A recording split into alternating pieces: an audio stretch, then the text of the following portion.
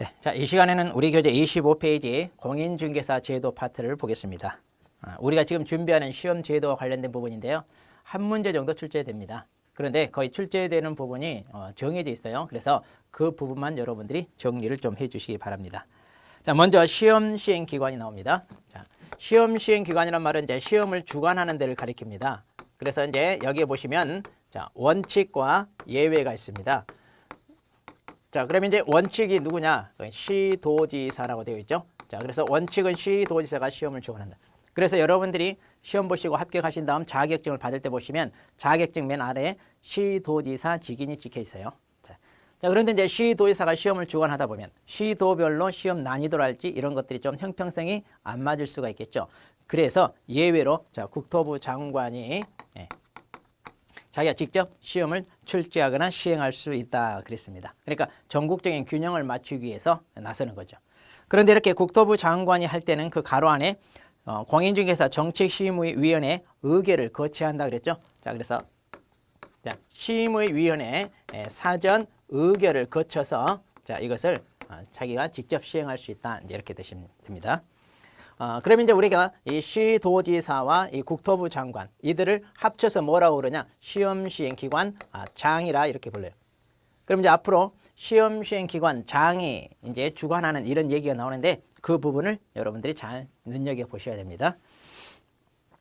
자, 그런데 이제 이들이 직접 시험을 시행하지 않고 위탁을 할 수 있다 그랬어요. 그러니까 어디다가 맡긴다 지금 얘기입니다. 자, 그래서 이제 이것을 위탁을 할 수 있다 그런데 그럼 어디다 이런 시험을 맡깁니까? 거기 보시면 자, 공공기관 운영에 관한 법률에 따른 공기업 준정부기관.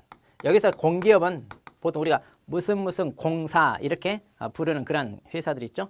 이게 공기업이고요. 그 다음에 준정부기관이 있습니다. 자, 지금은 준정부기관인 한국산업인력공단 여기에 맡겨져 있어요. 자, 그래서 지금은 여기에 위탁돼 있다 보시면 되고 그리고 협회에다도 위탁을 할 수 있다 그러는데 아직까지 협회에 위탁을 한 적 없어요. 예전에 이제 한국토지주택공사에 한 2년간 위탁한 적이 있습니다. 자, 그런데 지금은 최근에는 준정부기관인 한국산업인력공단에 위탁되어 있습니다. 자, 그 다음에 이제 응시 자격인데요. 자, 응시 자격도 좀 알아두세요. 자, 거기 1번에 보시면 응시 자격 제한은 없다 그랬는데, 자, 현행법상 직접적으로 제한하는 규정은 없습니다. 그러니까 성별, 연령, 학력, 국적 제한 없이 누구나 응시할 수 있다. 이렇게 보시면 되고요. 단지 이제 자기가 잘못해서 시험을 볼 수 없는 그런 불가사유가 두 가지가 있어요. 자, 그런데 여기 응시 불가사유는요. 자, 이제 시험 응시할 수 없는 경우인데 여기는 두 가지가 있어요. 뭐냐? 공인중개사 자격이 이렇게 취소됐을 때는 몇 년간 시험을 못 보냐면 3년이고요. 자, 시험 부정행위자로 합격을 했다 하더라도 나중에 적발되면 이게 무효처분됩니다. 그랬을 때는 무효처분을 받은 날로부터 몇 년간 시험을 응시할 수 없느냐? 5년간 응시할 수 없어요. 자, 그래서 이거 외우셔야 돼요. 자격이 취소되면 3년간 응시할 수 없고 부정행위자로 무효처분 받은 날로부터 5년간 응시할 수 없는데 주의하실 것은 나중에 우리가 결격사유라는 걸 배웁니다. 그러면 이제 나중에 그때 이 자격이 취소되면 이 기간 동안 결격이 돼요. 그러니까 이 기간 동안 결격 기간이 됩니다. 그래서 중개업에 종사할 수도 없어요. 자, 그런데 부정행위자는 이 기간 동안에 결격 기간이냐? 이것은 결격 기간이 아닙니다.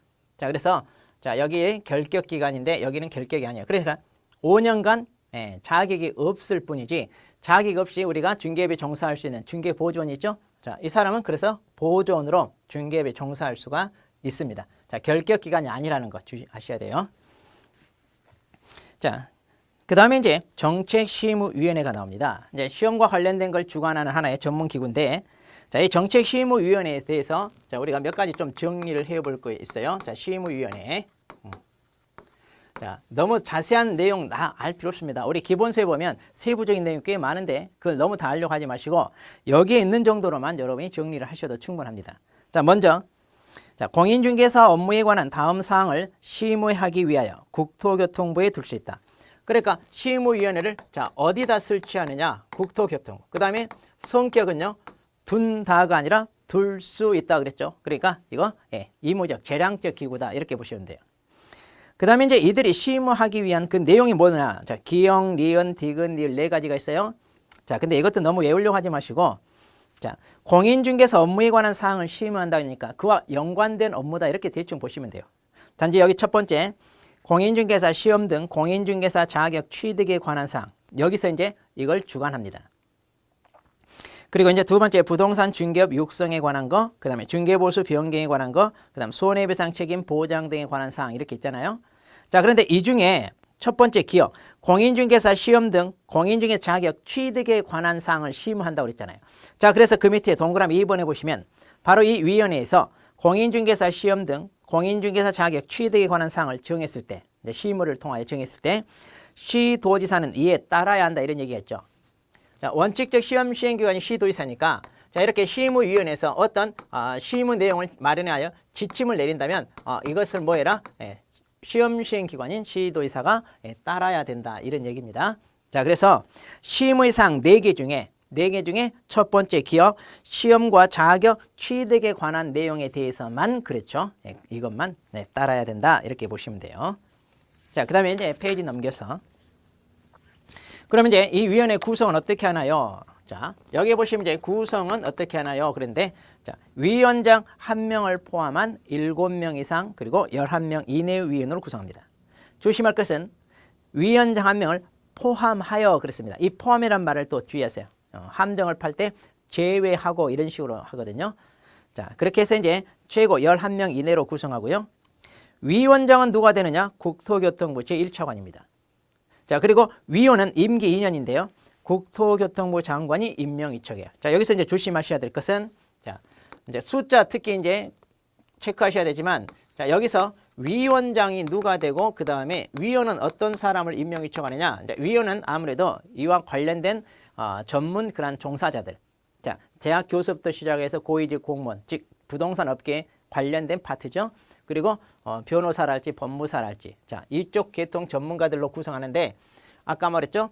자, 위원장 1명을 포함한 7명 이상 11명 이내로 구성하는데 이 위원을 누가 임명 위촉하느냐면 위원장이 임명 위촉한다 하면 안 돼요. 이것은 국토부 장관이 임명 위촉한다. 이렇게. 자, 국토부 장관이 임명 위촉한다. 함정을 파기를 위원장이 임명 위촉한다. 이렇게 해요. 주의하시기 바라고요. 자, 그다음에 이제 운영은 어떻게 할 거냐? 자, 대통령령에서 규정한 사항 외에 다시 말해 우리 법령에서 규정하고 있는 것 외에 위원회 운영 등에 필요한 사항은 위원회 의결을 거쳐 위원장이 정한다. 그러니까 소관상 위원회 일은 자체적으로 알아서 결정하고 최종적으로 위원장이 정한다. 이렇게 얘기하는 겁니다. 자, 그 다음에 이제 시험 시기와 방법인데요. 자, 시험은요 매년 1회 이상 시행한다 이렇게 돼 있어요. 그래서 1년에 2번, 3번까지도 볼 수 있는 근거는 있습니다. 그런데 현재 한 번으로 이렇게 하고 있는데 2번에 보시면 시험 시행 기관장은 그랬네요. 자, 시험을 시행하기 어려운 부득이한 사정이 있는 경우에 위원회 의결을 거쳐 당해연 또 시험을 실시하지 아니할 수 있다 그러네. 자, 여기서 시험을 보고 안 보고 결정하는 것은 누가 하느냐? 시험 시행 기관장이라고 그랬죠? 자, 그래서 아까 여기 자, 시험 시행 기관장 이렇게 해야지 여기다가 다른 사람 집어넣어서 시도지사가 또는 국토부 장관이 이걸 결정한다 이러면 안 돼요.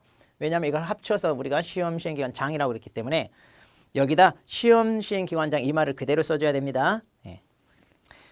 자, 그런데 또 자기가 독단적으로 결정하는 게 아니라 위원회 의결을 거쳐 결정한다 그랬어요. 자, 그래서 예전에 기출문제 보면 저기다 위원회 의결을 거쳐 이 말 대신에 다른 말을 끼워 넣어가지고 또 함정을 파기도 했는데 자, 이런 표현들 주의하시고 그 다음에 시험 방법입니다. 자, 이것은 우리가 잘 알아요. 1차, 2차 나눠지고 1차는 객관식, 2차는 논문이 원칙인데 같은 날 동시에 치를 때는 2차도 다 객관식으로 치르게 한다 이건데 시험에 출제되는 내용은 아닙니다. 또 1차 시험에 합격한 자의 하나야 다음의 시험에 하나 1차가 면제된다 그러는데 자, 여기서 다음 연도가 아니라 다음 해에 하나요 면제된다는 거. 이것만 조금 주의하시면 됩니다. 자, 그 다음에 이제 시험 출제와 관련해서 보겠습니다. 자, 시험 출제인데요. 자, 출제위원 임명 위촉을 누가 하느냐인데 여러분들은요. 자, 심의위원회 이 위원하고 그 다음에 시험 출제위원하고 이거 혼동하시면 안 돼요. 시험위원회 위원은요. 위원장이 이제 아까 국토부 제1차관이고 위원은 국토부 장관이 임명 위촉한다 그랬어요. 그런데 출제위원 임명 위촉은 누가 하느냐? 거기 보니까 시험시행기관장이 합니다. 자, 그래서 시험시행기관장이 합니다. 시험시행기관장. 자, 그래서 여기는 국토부 장관 임명 위촉하고 여기는 시험시행기관. 이게 혼동이 되면요. 이렇게 접근하세요. 시험과 관련된 내용은 누가? 시험 시행기관장이 정한다. 이렇게만 해도요. 나중에 혼란으로부터 조금 우리가 벗어날 수 있겠습니다. 자, 여기도 시험과 관련되니까 시험 시행기관장. 아까 부득이한 사정이 있으면 시험을 안 볼 수도 있다. 누가 결정해요? 시험과 관련된 거니까 시험 시행기관장 이렇게 접근하시면 돼요. 자, 그런데 이제 그 밑에 보시면 신뢰도 저하 출제위원. 자, 그래서 이제 시험 문제를 유출했거나 뭔가 문제를 일으켰다. 그러면 출제위원으로 계속 위촉하면 좀 그러죠. 자, 그래서 그 명단을 통보하고 그 통보된 날로부터 5년간 위촉을 할 수 없다. 이렇게 돼 있어요. 자, 그래서 출제위원도 5년간 시험 응시할 위촉될 수 없다. 그러면 우리 부정행위자가 그러려면 우리 몇 년이에요? 5년. 그러니까 우리도 5년간 시험 못 본다. 출제자도 5년간 위촉될 수 없다. 이렇게 쌤쌤이다. 이렇게 암기하시면 돼요. 자, 그 다음에 이제 우리 27페이지 가서 봅니다. 자, 이제 시험 실시인데요. 여기는 뭐 그렇게 출제 비중은 없어요. 자, 먼저 계략적 사항 공고인데 이걸 일명 예정 공고 그래요. 그래서 시험 보는 날을 일찌감치 미리 예정하여 공고를 해주고 시험을 준비할 수 있게끔. 그래서 이걸 매년 2월 28일까지 관보 및 일반 일간 신문에 공고를 합니다. 그런데 이제 세부적 사항 공고다 해서 이제 확정 공고인데 이제 진짜로 시험 보는 거에 대한 확정 공고죠. 이거는 시험 시행일 90일 전까지 공고한다 그래요. 자, 그래서 우리가 보통 10월 말에 시험 보잖아요. 7월 중에 이제 확정 공고가 나옵니다. 그러면 이제 거기에 맞춰서 이제 시험을 준비하면 되는데 예정 공고가 크게 달라지거나 그러진 않아요. 자, 그 다음에 이제 시험 응시할 때 우리가 응시 수수료라는 걸 납부를 합니다. 자, 근데 여기서 1번요. 자, 응시 수수료는 당해 지방자치단체 조례가 정하는 바에 따라 납부해야 된다. 자, 이거 조심하세요. 자, 우리가 시험을 시도의사가 원칙적으로 중안합니다. 그렇기 때문에 이때 수수료도요. 자, 지방자치단체 조례인데 이때 지방자치단체는 바로 시도조례를 가리킵니다. 자, 그래서 아무런 얘기가 없으면 응시 수수료는 지방자치단체 조례에 따라 납부한다 이러시면 돼요. 그런데 거기 괄호 안에 있는 것처럼 만일 예외로 국토부 장관이 시험을 주관한다. 그러면 국토부 장관이 내라고 하는 수수료 이렇게 내면 되고요. 그 다음 지금 위탁을 했어요. 어디다? 한국산업인력공단. 그럼 이렇게 위탁을 했으면 위탁받은 기관이 위탁기관으로부터 승인을 얻어 공고하는 수수료. 자, 그래서 이제 지금 한국산업인력공단에서 아마 내라고 하는 수수료를 우리가 납부를 하고 응시를 하게 되어 있습니다. 자, 그런데 별 얘기가 없으면 항상 이 부분 뭐라고 대답해야 되느냐? 자, 응시 수수료는 어떻게 납부하나요? 그러면 당해 지방자치단체 조례에 따라 납부한다. 이렇게 하시면 돼요. 자, 그런데 이제 난 응시 수수료를 납부를 했다가 일부 또는 전부를 돌려받는 경우가 있는데 자, 크게 거기 5가지가 있습니다. 자, 첫 번째 기억. 수수료를 과원합했다. 그럼 더 냈다. 더 낸 것은 당연히 더 낸 것 부분 돌려받을 수 있고요. 자, 두 번째. 시험 시행 기간 귀책 사유로 시험에 응시하지 못했다. 그랬을 때는 응시한 수수료 전부 돌려받을 수 있겠죠. 자, 그런데 디귿, 리을, 미음을 자, 한꺼번에 설명합니다. 자, 만일 원서 접수 기간 내, 자, 원서 접수 기간 내에 응시를 하겠다고 접수를 해놓고 이 기간 내에 응시 의사를 처리하면 어떻게 되느냐? 이때는 100% 다 돌려받습니다. 자, 그런데 자, 응시 접수 기간이 끝난 날로부터 7일 이내에 응시 의사를 처리했을 때 이때는 60%밖에 돌려받을 수 없어요. 그 다음 또 이 날로부터 자, 시험 보기 10일 전까지 응시사를 처리한다. 그럼 이때는요 50%밖에 돌려받을 수 없습니다. 그리고 이제 이 이후 지나면 이제 돌려받을 수가 없겠죠. 자, 그래서 접수 기간이라면 100%, 이날로부터 7일 이내면 60%, 또 이날로부터 시험 보기 10일 전까지다. 그러면 50%까지만 돌려받을 수 있어요. 자, 그 다음에 자격증 교부와 재교부인데요. 자, 우리가 이제 시험 응시해서 합격을 합니다. 그럼 자격증을 누가 교부하느냐인데, 자, 원칙적 시험 시행기관이 시도지사잖아요. 그러니까 시도지사가 합격자 결정 공고일로부터 1개월 이내에 교부하게 돼 있어요. 그래서 우리 자격증이 아까도 얘기했죠. 맨 밑부분에 시도지사 직인이 찍혀 있습니다. 자, 그러면 이제 우리는 사무실 개업을 했을 때 이 자격증 원본을 사무실에 걸어놓고 업무를 하게 돼 있잖아요. 그런데 이 자격증을 분실하거나 또는 조그만 화재로 인하여 훼손됐거나 이랬을 때 재발급 받는데 누구 찾아가서 재발급 신청해야 되나요? 이건데 거기 보시면 자격증을 맨 처음 교부한 시도지사 찾아가요. 재교부 신청을 합니다. 자, 서울에서 자격을 취득했어요. 저기 부산에서 이걸 가지고 사무실 개업했습니다. 그런데 거기서 잃어버렸으면 부산시장을 찾아가는 게 아니라 서울시장 찾아가야 된다. 그 얘기예요. 자, 그리고 이제 이때도 재발급에 따른 수수료 납부하게 되는데 이 수수료 납부는요. 좀 전에 우리가 시험 볼 때 응시수수료 납부와 그대로 구조가 같아요. 자, 그래서 여기도 별 얘기가 없으면 지방자치단체 조례에 따라 재교부 수수료 납부한다. 이러면 됩니다. 자, 그리고 이제 우리 교재 28페이지로 넘어갑니다. 자, 그럼 이렇게 자격을 취득했습니다. 그런데 이 자격증을 양도하거나 대여하는 것 당연히 금지되고요. 또 이들로부터 양수대여 받는 것도 금지됩니다. 그러니까 자, 자격증을 양도하거나 대여합니다. 그리고 이들로부터요. 자, 양수대여 받았다고 합시다. 그러면 둘 다 1년 이하의 징역 또는 1,000만 원 이하의 벌금에 때립니다. 그리고 이렇게 양도 대여한 사람은요. 그 자격을 반드시 취소해 버립니다. 자, 그런데 자격증을 양수 대여 받았다고 해서 이 사람이 자격을 취득하는 거 아니죠? 자, 그러니까 여기에는 자격 취소가 없어요. 양도 대여한 쪽에만 취소가 있는 거죠. 자, 그 다음에 이제 공인중개사 사칭 금지 그랬습니다. 그러니까 한마디로 자격이 없는 사람이 자격이 있는 것처럼 행세하고 다니는 거. 이게 이제 사칭인데. 자, 우리 법에서 이렇게 공인중개사 또는 이와 유사한 명칭을 사용하면서 자격을 사칭했다. 그러면 1년 이하의 징역 또는 1,000만 원 이하의 벌금에 처합니다.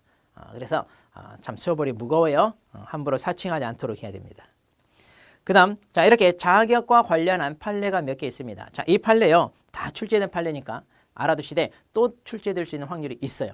중요한 판례들이니까 또 정리합시다. 자, 첫 번째.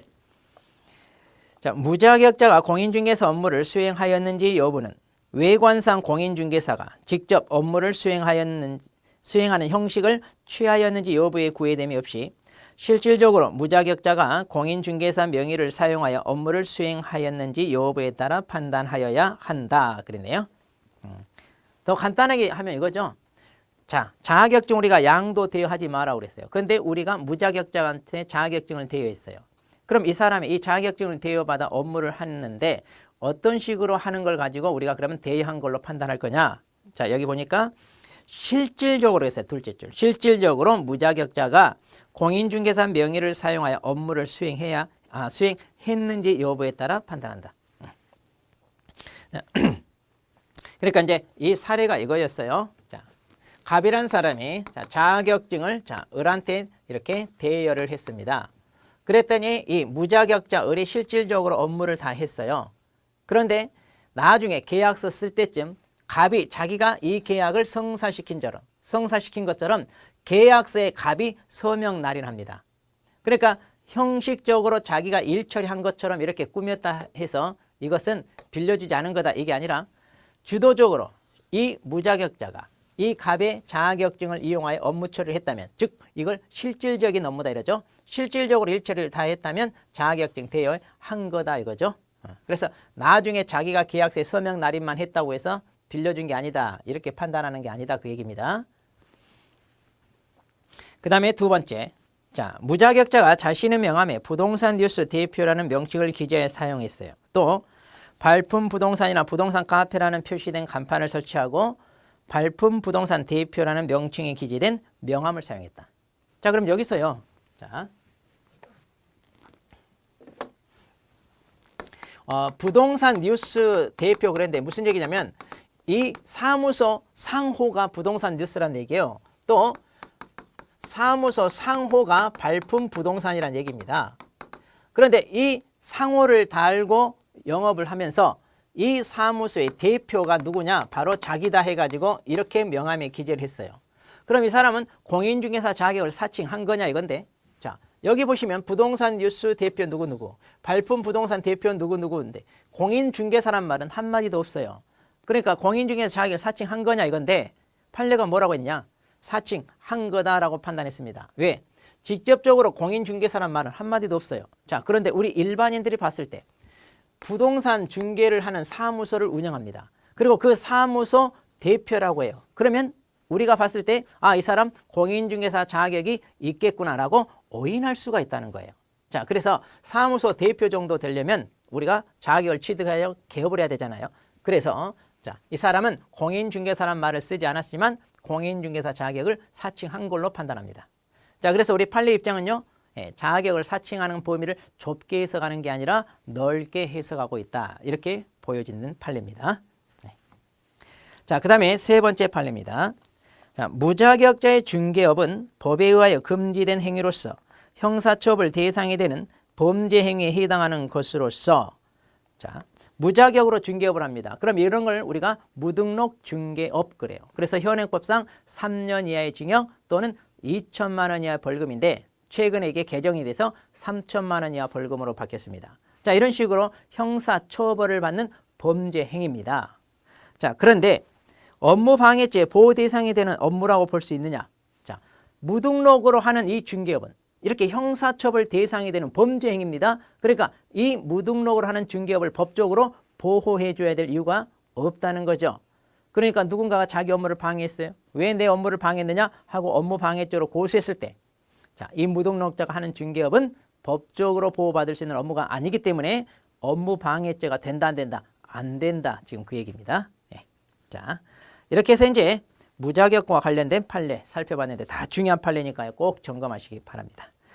자, 그럼 여기까지 보고 또 그 옆에 이제 중개사무소 개설 등록 파트를 보도록 하겠습니다.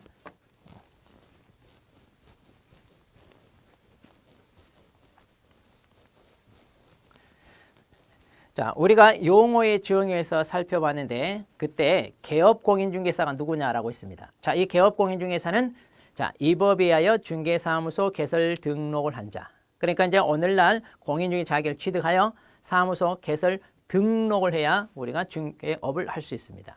자, 이게 이제 적법하게 할 수 있는 중개업인데 그러기 위해서는 자, 사무소 개설 등록이란 말을 쓰고 있는데 뭐냐? 한마디로 행정청에 찾아가서 중개업을 할 수 있도록 허락을 받아라 이런 얘기예요.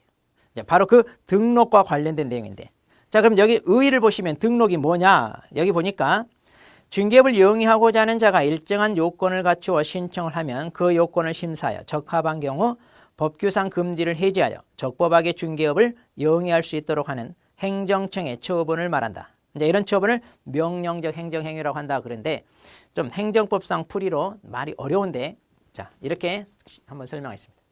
원래 우리 인간은 직업의 자유가 있어요. 그러니까 원래 직업 선택 자유롭게 해서 자기가 원하는 직업 할 수 있는데 이렇게 하다 보면 어때요? 사회 질서가 혼란스럽고 경쟁으로 인하여 각종 분쟁이나 사고가 많이 발생하죠. 그래서 법으로 이걸 못하게 금지를 한다 그 얘기입니다. 자, 그런데 이제 이때 금지는 절대적 금지냐 상대적 금지냐를 나눠지는데 절대적 금지는요 아무리 원한다고 해서 허용을 해주냐 하지 않아요. 그러니까 내가 직업을 가지고 싶은데 이 직업 가질 수 있도록 허용 좀 해달라. 그런데 그런 직업은 절대로 허용하지 않겠다 이거죠. 즉 마약을 팔겠다. 청소년 대상으로 술, 담배 팔겠다. 이런 것들을 허락해달라. 허락해주지 않아요. 그런데 상대적 금지라는 게 있어요. 상대적 금지는 뭐냐? 원래 이 직업이 필요해요. 필요한데 그냥 쉽게 아무나 하고 싶다고 해서 마음대로 하게 되면 사회 질서가 혼란스럽고 이렇게 각종 분쟁이나 이런 게 발생할 수 있으니까 오히려 혼란이 이제 더 가중될 수 있잖아요. 그래서 이제 법으로 금지해 놨다가 그다음 법에서 갖추라는 일정한 요건을 갖춘 사람에 한하여 이 금지했던 걸 풀어줍니다. 이것을 이제 해제한다 그랬어요. 그래서 자, 직업을 못하게 막아놨는데 법에서 갖추라는 일정한 요건을 갖춘 사람에 한하여 그 직업에 종사할 수 있게끔 허락을 해준다 이거죠.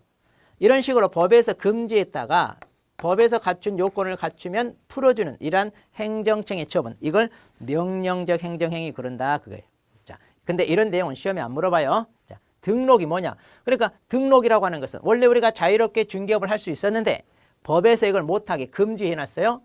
그 다음 법에서 갖추라는 요건을 갖춘 사람이 하나요 그 중개업을 할 수 있도록 허락해 준다 이겁니다. 이게 우리 등록이에요. 자, 그래서 우리가 뭘 하고 싶을 때 행정청 찾아가서 허락을 받는데 이렇게 허락을 받는 이런 것들이 어떤 게 있냐?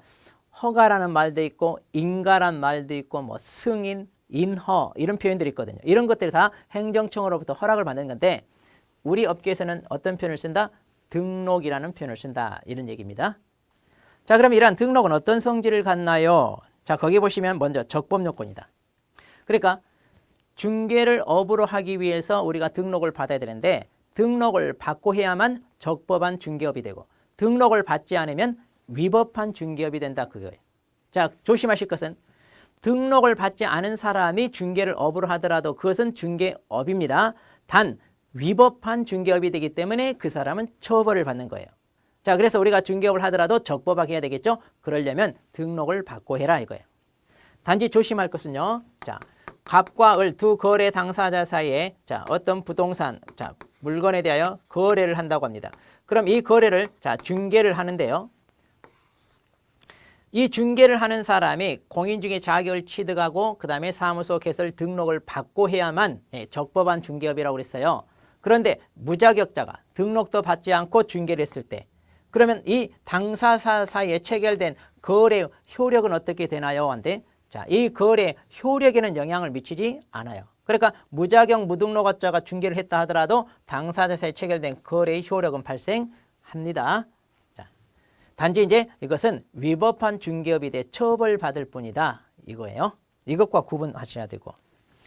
그 다음에 기속적 행정행위란 말은 무슨 얘기냐면 자, 우리가 법에서 갖추란 요건을 갖추고 나 이제 중개업 하도록 허락해 주시오 이렇게 찾아가면 행정청이 이걸 검토해서 법에서 갖추란 요건을 갖췄다고 생각되면 무조건 허락을 해 줘야 돼요. 이것을 기속적 행정행위 그래. 자, 그러니까 한마디로 구속을 받는다. 반대 말은 이제 재량이라고 그래요. 그러니까 우리가 법에서 갖춘 요건을 갖췄다 하더라도 허락을 해 줄 수도 있고 안 할 수도 있고 이렇게 재량을 할 수 있는데 자, 우리 등록은 재량 행위가 아니라 기속 행위이기 때문에 자, 법에서 갖추란 요건만 갖췄을 때는 등록을 받는다 이런 얘기입니다. 그 다음에 대인적 성격이다 그런데 일신 존속적과 같은 의미예요. 즉 등록을 신청하여 등록을 받은 사람한테만 인정된다는 얘기예요. 그렇기 때문에 등록을 신청하는 사람이 중개업을 할 수 있는 자질을 갖췄냐, 즉 자격이 있냐 없냐, 실무교육을 받았냐, 결격사에 해당되냐 안 되냐 이렇게 등록을 신청하는 사람에 대한 요소를 검토한다. 그렇게 해서 이제 자, 등록을 받게 되면 그 등록을 받은 사람한테만 인정되기 때문에 이 등록에 다른 사람에게 양도하거나 대여하거나 또 사망하면 그 등록을 그 자식이 물려받아서 하거나 이렇게 할 수 있냐? 없다 그죠. 그래서 등록은 오로지 등록을 받은 그 사람에게만 인정되는 거다 그 얘기입니다. 그 다음에 이제 연속성이라는 것은 한번 등록을 받으면 그 효력이 쭉 간다는 얘기죠. 그러니까 개인적으로 사망을 했거나 법인 해산했다 또는 등록이 취소됐거나 그 다음에 등록이 이제 실효될 수 있는 즉 폐업을 했다거나 이런 일이면 이제 등록 효력은 없어지죠.